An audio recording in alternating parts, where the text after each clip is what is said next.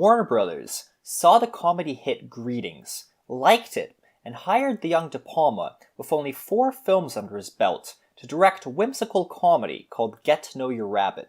Thus the young De Palma went on to make his first Hollywood film.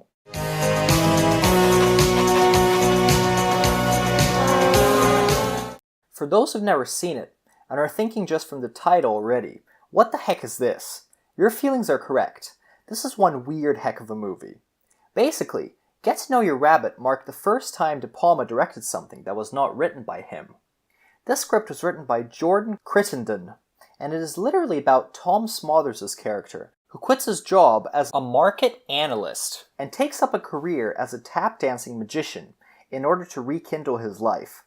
And the magic instructor guru is played by none other than Orson Welles. If you didn't understand by now, this film is really weird. Not so much physically weird in the sense that many strange things happen.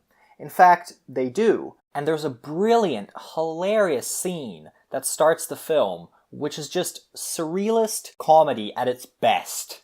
But what's truly weird about this picture is just why in the world this film was ever made. And weirdest of all, why it was distributed by a major studio like Warner Bros. Well, in a way, De Palma explains this in the documentary De Palma. Get to Know Your Rabbit was, in a sense, an anti-establishment statement. However, how in the world does Warner Bros. Market a movie like this? I mean, who would actually be interested in seeing a picture about a man who quits his job in order to become a tap-dancing magician? Well, Warner's didn't know how to market it indeed, and the film quickly disappeared from theaters, thus a commercial failure. However, in terms of critical response, the reviews at the time were mixed. Vincent Canby of the New York Times gave a rather positive review for the picture, saying that the film had great comic exuberance and that this picture gives him hope that one day De Palma will make a great American comedy.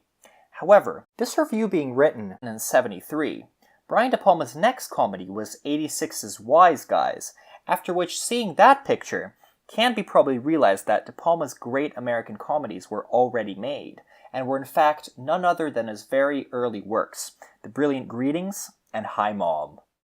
However, De Palma did in fact make another great comedy in '79, which will be the subject of the next part of this documentary.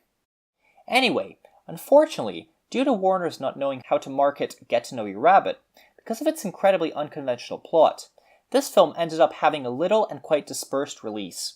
The picture was completed in 1970, but only got a national American release in '72, but only came out in New York in '73. In fact, some critics only saw it in '75. Thus, this multi-annual disperse of reviews did not help the picture's commercial success at all. However, putting all this aside, is Get to Know Your Rabbit a good film? Well, overall, it is pretty good indeed. First of all, in this picture, De Palma first experimented with his bird's eye view shot, very creatively shooting several scenes of the picture directly from above, with the camera looking down, adding another unique cinematic technique to his filmmaking belt, already having had introduced his voyeur shots in Greetings and Hi Mom, as well as a split screen in the recording of the play Dionysus in '69. Agreeing with Canby, the picture is indeed exuberantly funny. Although it does have a number of funny scenes, this picture is mainly funny in the sense that when you think it over, that what you're watching was an actual movie that was released by a major Hollywood studio, and that this isn't a joke. That is truly funny. That, I guess, is the essence of the new Hollywood. However, speaking about new Hollywood and its directorial freedoms, on this picture, De Palma did not in fact get his final say. Get to Know Your Rabbit was very much a studio-controlled picture, and was plagued with many difficulties during production. Orson Welles was surprisingly, for De Palma, not learning his lines.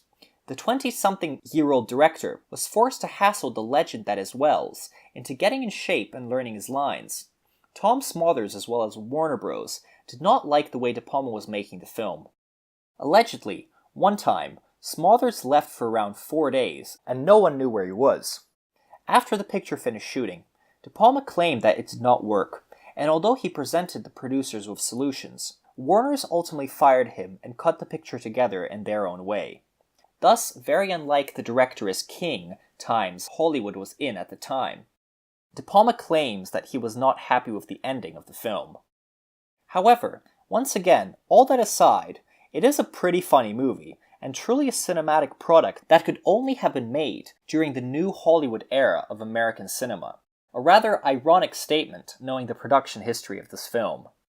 Orson Welles is funny in this picture, mainly because he ridicules himself in a magician's outfit. Katharine Ross is stunningly beautiful, however, her talent is severely underused, and the great Alan Garfield is hilarious as well, playing a part of a bra salesman. The film also has a very clever and hilarious ending, which satirizes capitalism and corporate businesses. Get to Know Your Rabbit also stars John Ashton and features M. Emmett Walsh, as well as an uncredited appearance by Timothy Carey.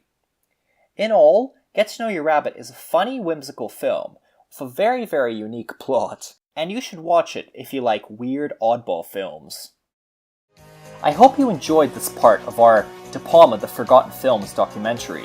Due to some programming changes on BlumenFalck, the final part is actually already out, so check it out. Thank you for watching, and stay tuned for more videos like this.